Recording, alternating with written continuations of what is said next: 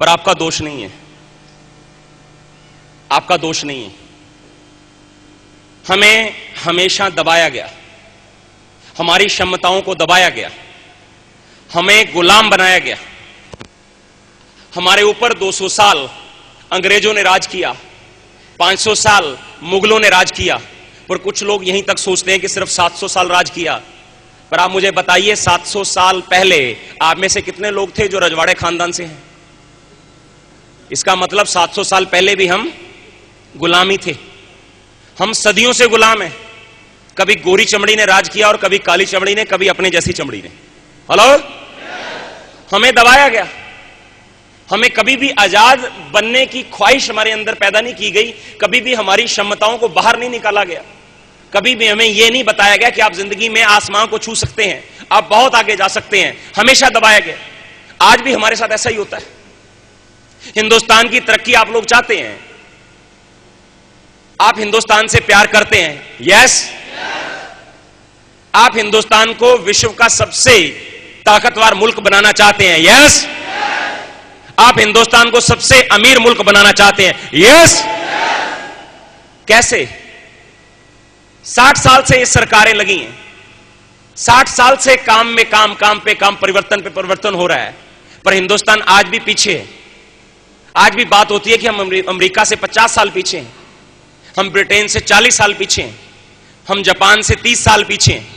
ये बातें होती हैं आज भी।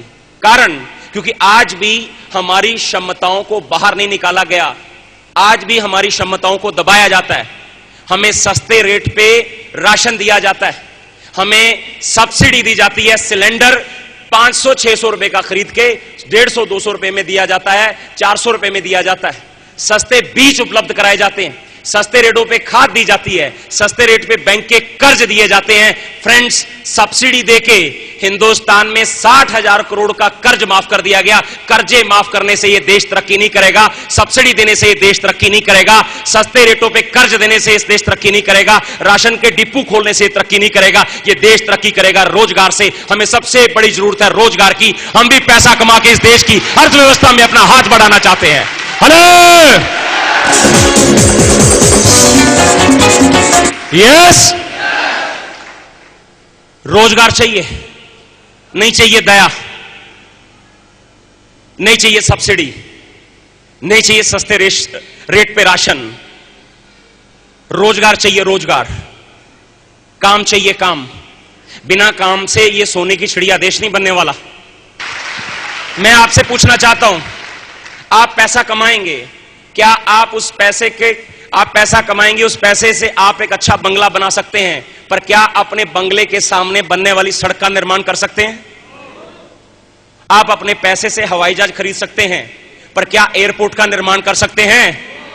आप अपने पैसे से 500 किलोमीटर, 300 किलोमीटर की स्पीड से चलने वाली गाड़ी खरीद सकते हैं, पर क्या उन कारों के लिए सड़क का निर्माण किया जा सकता है? नहीं किया जा सकता। कोई समय होता था, इंडिविजुअली सक्सेस, एक व्यक्ति की सक्सेस से भारत आगे बढ़ता था। टाटा घराना तरक्की की, टाटा घराना ने हिंदुस्तान की तरक्की हुई। अब ऐसा नहीं होता। अनिल अंबानी, मुकेश अंबानी इस दुनिया के सबसे अमीर आदमी बने पिछले कुछ दिन पहले। हेलो, आपकी जिंदगी में क्या परिवर्तन आया? कितने लोगों के घरों में घी के दिए जले, कितने लोगों के घरों में गाड़ियां आ गई, कितने लोगों के साथ आज हिंदुस्तान सरकार ने आपको कुछ ऑफर किया, कोई नौकरी दी, कुछ, कोई फर्क नहीं। कोई समय था किसी इंडस्ट्री के बढ़ने से इस देश का विकास होता था, कोई समय था इस देश में इंडस्ट्री ग्रो करती थी तो देश साथ में ग्रोथ लेता था। वो समय चला गया। एक आदमी के तरक्की करने से अब ये देश आगे नहीं बढ़ेगा। अब समय आ गया है सामूहिक रूप से, जब तक हम लोग आगे नहीं बढ़ते, तरक्की नहीं करते, ये देश आगे नहीं बढ़ेगा। आरसीएम बिजनेस सामूहिक रूप से तरक्की करने का बिजनेस है। Hello, yes. ऑप्शन नहीं है, हमारी मजबूरी भी है और हमारे लिए जरूरी भी है। RCM business. आज देश के बारे में कौन सोचता है? कितने लोग हैं, कितने ऐसे बिजनेस हैं, बहुत सारी ऐसी कंपनियां हैं जो इस समय एमएलएम के नाम पे लोगों को छल रही हैं। आपके कानपुर में भी 10-20 कंपनियां मिल जाएंगी। ऐसे लोग भी मिल जाएंगे जो एक ही थैले में 4-4 कंपनियों को रखते हैं। मैं ईमानदारी से आपसे पूछना चाहता हूं, आप कुछ भी करें, हमें कोई मतलब नहीं, पर मुझे एक चीज का जवाब दें। मुझे किसी ने पूछा कि आरसीएम बिजनेस क्या दोबारा नहीं बन सकता, क्या दूसरा आरसीएम बिजनेस नहीं आ सकता? मैंने कहा कि हां, दूसरा आरसीएम बिजनेस आ सकता है, दूसरा आरसीएम बिजनेस बन सकता है, पर वो सतीश पंडित कहां से लाएंगे और वो त्रिलोकचंद छाबड़ा जी कहां से लाएंगे? मुझे एक चीज बताएं, आज हिंदुस्तान में इतनी बड़ी बड़ी कंपनियां हैं, क्यों नहीं लिखा किसी ने प्राणगीत?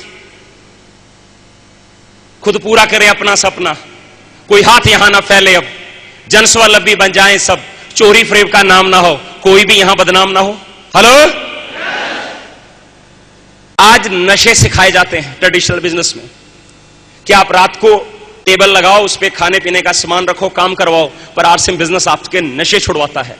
आरसीएम बिजनेस आपको मां बाप का सत्कार करना सिखाता है, आरसीएम बिजनेस आपको परिवार में प्यार सिखाता है, और आरसीएम बिजनेस आपको सिखाता है कि आपके अकेले महान बनने से यह देश महान नहीं होगा, आपके अकेले अमीर बनने से देश अमीर नहीं होगा। पूरे हिंदुस्तान को एक जगह से, एक प्लेटफॉर्म से अमीर बनाना होगा। जब पूरा हिंदुस्तान अमीर हो जाएगा, मैं वादा करता हूं, गुंडागिर्दी, बेरोजगारी, ये जितने भी आज सड़कों पे कत्ल होते हैं, क्राइम होते हैं, ये सब रुक जाएंगे, क्योंकि इनके पीछे सबसे बड़ा जो कारण है वो बेरोजगारी का है। सहमत है?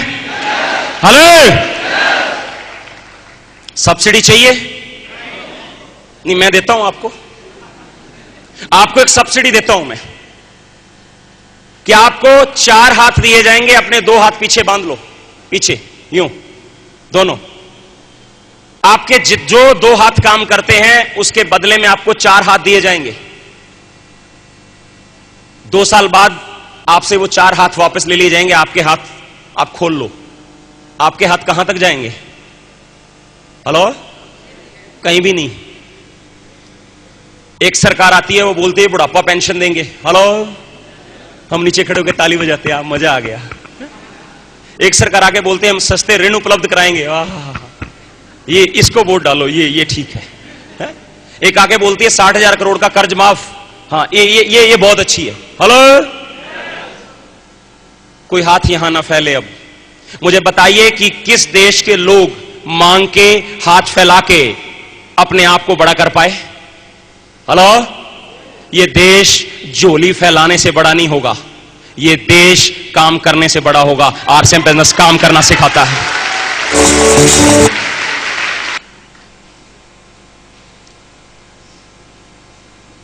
आरसीएम बन भारत मां ललकार रही है तुमको, है अगर सीने में दिल तो बोल जाना चाहिए, इन रगों में खून है तो खौल जाना चाहिए।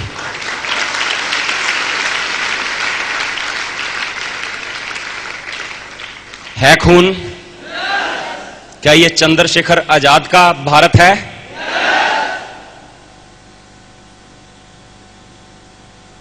क्या ये शहीदों का भारत है? फ्रेंड्स, आरसीएम बिजनेस में आपको बहुत बड़ी उपलब्धि हासिल होगी, पर अपलाइन के काम करने से नहीं, स्वयं के काम करने से। कुछ लोगों को यहां भी सब्सिडी चाहिए कि मेरी 1 लाख अपलाइन चला के देगी। नहीं, ले लो सब्सिडी, नहीं, एक हाथ बांध लो पीछे, हम दे देते हैं आपकी 1 लाख चला के। हेलो फ्रेंड्स, जितने लोग अपनी अपलाइन से मदद मांगते हैं, जितने लोग अपने अपलाइन को बोलते हैं कि मुझे 1 लाइन चला के दे दो, मुझे ये कर दो, मेरी अपलाइन ये कर दे तो मैं ये कर दूंगा, सॉरी, वो कहीं नहीं पहुंच पाएंगे। शहीद भगत सिंह भी ये बोल सकते थे, हेलो, कि हमें ये सुख सुविधाएं दे दो तो हम देश को आजाद करा देंगे। पता है 16 दिन बर्फ की सिल्लियों पे लिटाया गया, पता है, पर रगों में खून था, उसकी गर्मी बर्फ को पिघला देती थी, और वो एक ही चीज बोलते थे, मेरा रंग दे बसंती चोला, माई नहीं मेरा रंग दे बसंती चोला। आज एक वैसे ही भारत को निर्माण के लिए दोबारा से जरूरत है, पर आपकी जान की जरूरत नहीं है, आपके ईमान की जरूरत है, आपकी सच्चाई की जरूरत है। आप अगले 5 साल अगर आरसीएम को दे पाए, सिर्फ 5 साल अगर आप आरसीएम को दे पाए, मैं वादा करता हूं आपके मां बाप का हर सपना पूरा होगा। एक दिन वो गर्व से कहेंगे कि जो सपना हमने अपने बच्चे को अपनी गोद में खिलाते हुए देखा था वो आज पूरा हो गया है। चाहते हैं? इश्क मांगे कदम कदम कुर्बानियां, कुछ देर को कुछ लज्जते कुर्बान कर। एक काम कर, हो सके तो काम कर, राह में उसकी अगर है मुश्किलें तो तेज चल, जाके वहीं आराम कर। नहीं हो